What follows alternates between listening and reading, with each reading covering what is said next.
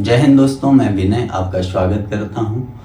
आज दोस्तों हम बात करेंगे हिंदी साहित्य के इतिहास पर सर्वप्रथम नामकरण और काल विभाजन करने का प्रयास किसने किया। तो जी हाँ दोस्त, अगर हम बात करें हिंदी साहित्य के इतिहास पर नामकरण और काल विभाजन की जब बात आती है तो एक व्यक्ति आते हैं जॉर्ज इब्राहिम ग्रियर्सन।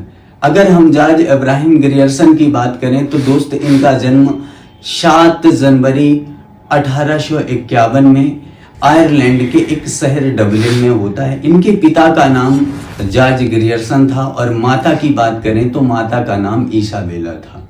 इनकी दोस्त प्रारंभिक शिक्षा आयरलैंड में ही हुई। आयरलैंड के एक स्कूल बीज श्यामजुरी स्कूल में हुई। 1868 में इन्होंने संस्कृत हिंदी भाषाओं का अध्ययन शुरू कर दिया और पीएचडी की जो शिक्षा जर्मनी के हाले कॉलेज से की। इसके बाद दोस्त 1870 में लगभग ये भारत आते हैं आईसीएस बनकर और इन्होंने बंगाल पर कार्य किया। बंगाल, पटना और बिहार की बात करें। इसके बाद दोस्त अगर हम बात करें, ये हिंदी के प्रेमी थे।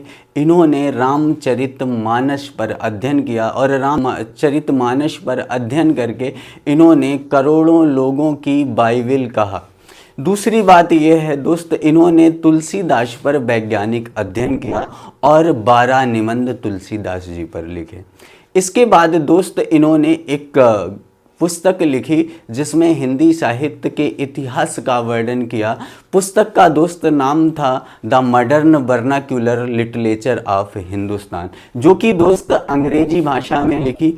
और सबसे बड़ी बात तो ये है, इसमें इन्होंने 886 कवि शिव सिंह सेंगर से और 66 कवि नए को ऐड किया, जिसमें टोटल इन्होंने 952 कवियों का वर्णन किया। जिस पुस्तक में 11 अध्याय थे और 11 कालखंडों में इसे विभक्त किया। The modern vernacular literature of Hindustan पुस्तक का हिंदी में अनुवाद 1857 में एक भारत के विद्वान हुए जो रामनगर कानपुर में पड़ता है, किशोरी लाल गुप्त। किशोरी लाल गुप्त ने इसे सच्चे अर्थों में हिंदी साहित्य का इतिहास कहा।